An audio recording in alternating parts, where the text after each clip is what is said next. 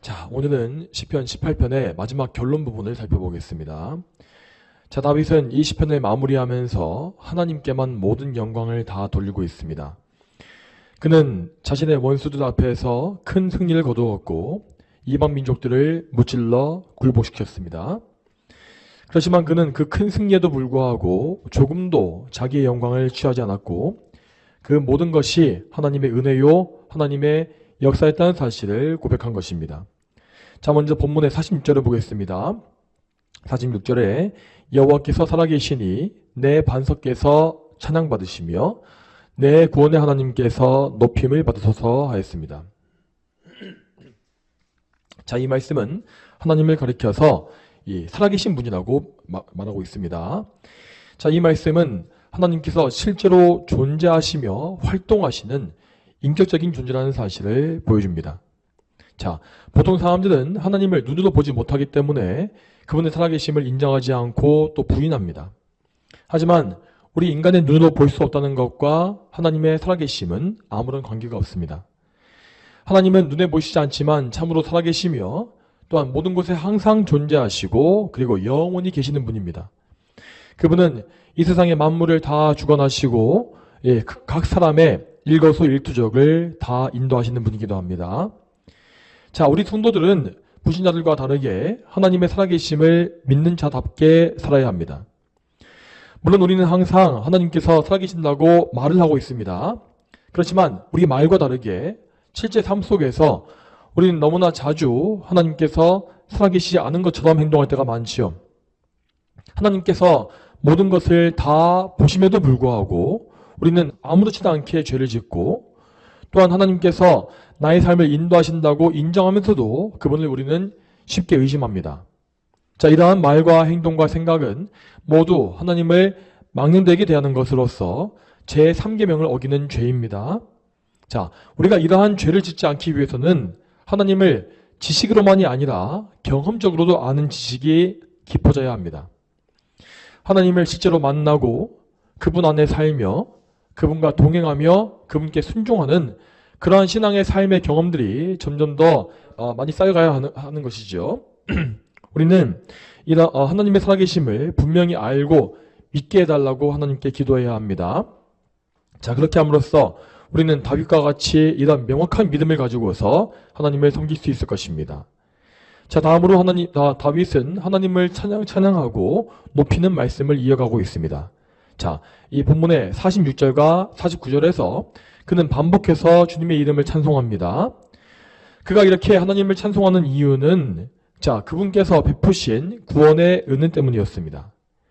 자, 여기서 말하고 있는 구원이란 것은 이 죄에서의 구원이 아니라 원수에게서의 구원을 의미합니다. 자, 이 47절과 48절 말씀에 그 원수에게서의 구원이 무엇이었는지가 나와 있죠. 자, 47절과 48절 읽어보겠습니다. 하나님께서 나를 위해 원수를 갚아주시고 이방 백성들을 내 발 아래 굴복시키셨습니다. 주께서 내 원수에게서 나를 피하게 하시고 내 대적자보다 나를 더 높이셨으며 폭행하는 자에게서 나를 구출하셨습니다 하였습니다. 자, 다윗은 자기의 원수를 하나님께서 갚아주셨다고 말하고 있습니다. 자, 다윗은 그러니까 결코 원수 갚는 일을 개인적으로 행하지 않은 것입니다. 그는 이 가장 악독한 원수였던 사울 왕에 대해서도 모든 주권을 하나님께 다 맡겼고 그의 털끝 한 가닥도 건드리지 않았습니다. 그 외에도 그는 많은 원수들을 만났지만 어떤 경우에도 스스로 복수하는 일이 없었지요. 분명 다윗은 하나님의 복수에 대한 율법의 말씀을 알고 있었을 것입니다. 신명기 32장 35절 말씀에 이런 말씀이 있습니다. 자, 복수와 보응은 내게 속한 것이다. 그들의 발이 실족할 때가 있다. 재난의 날이 가까우며 그들에게 당할 일들이 빠를 것이다. 자, 이 말씀에서 하나님은 분명 말씀하시기를 복수와 보응이 당신께 속했다고 말씀하십니다. 인간의 복수란 것은 결코 공의로울 수가 없으며 반드시 인간 본인의 미움과 원한이 담길 수밖에 없습니다. 그러므로 당연히 인간의 복수는 자기의 감정에 따라서 공의를 저버린 이런 불의한 심판이 될 수밖에 없는 것이지요. 그러므로 우리는 어떤 경우에도 이 남에 대해서 분노와 복수심에 불타는 일이 없어야 할 것입니다. 이 모든 일을 공의롭게 심판하시는 분은 오직 하나님 한 분이십니다. 우리 스스로 원수를 갚는 일은 곧 하나님의 자리에 우리가 앉는 것이며 그분의 권세를 빼앗는 것과 똑같습니다. 자, 신약성경에 로마서 12장 19절 말씀에서 바울은 이렇게 말하고 있습니다. 자, 로마서 12장 19절 말씀 같이 찾아보겠습니다. 사랑하는 자들아, 너희가 스스로 원수를 갚지 말고 하나님의 진노하심에 맡겨라. 기록되기를 원수 갚는 것이 내게 있으니 내가 갚겠다라고 주께서 말씀하신다. 아멘. 자, 우리는 이러한 말씀을 따라서 하나님의 주권을 인정해야 합니다. 하나님은 반드시 이 세상의 모든 일들을 공의롭게 심판하실 것이며 그러므로 우리에게 억울한 채로 남겨지는 일은 절대 없을 것입니다. 자, 그러면 다윗은 억울한 원한이 생겼을 때에 어떻게 행동했겠습니까?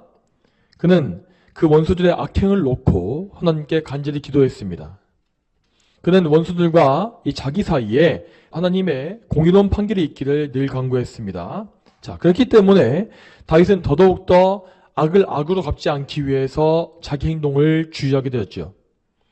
하나님은 그렇게 그분의 영광을 생각하는 다윗을 기뻐하셨으며 그 앞에서 원수들이 무너져 패배하게 만드십니다.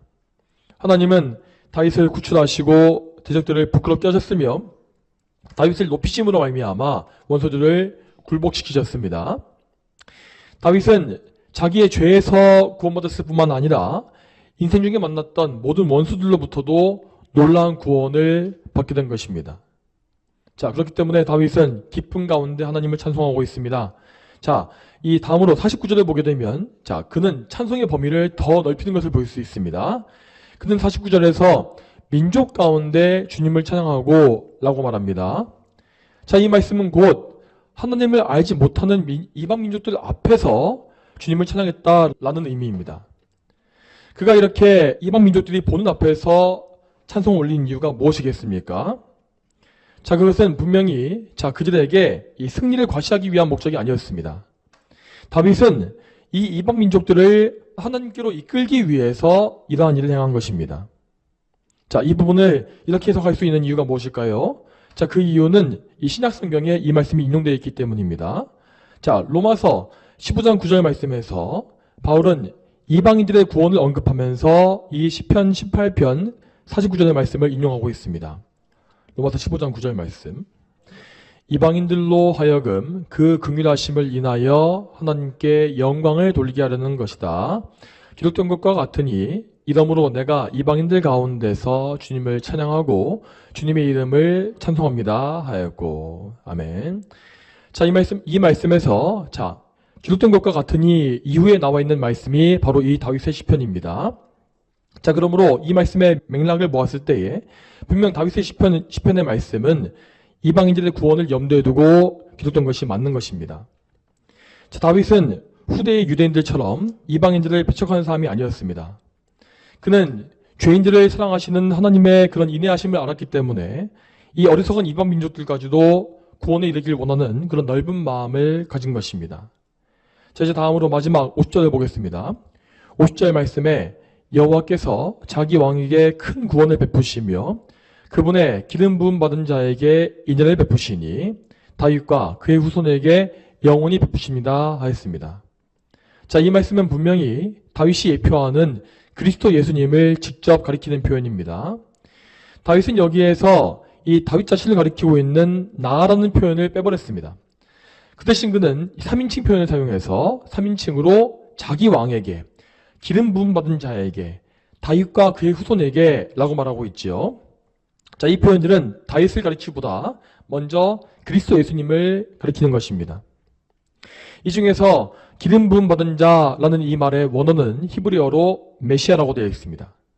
자, 이 말씀과 같이 예수 그리스도께서는 성령으로 기름 부음 받으신 메시아로서 죄인을 구속하기 위한 삼중의 직분을 취하셨습니다. 자, 성부 하나님은 성자 예수님께서 구속의 사역을 감당할 수 있도록 그분에게 모든 은혜와 사랑과 모든 능력을 베풀어 주셨지요. 또한 다윗은 말하기를 다윗과 그의 후손에게 인애가 영원히 베풀어진다라고 말하였습니다.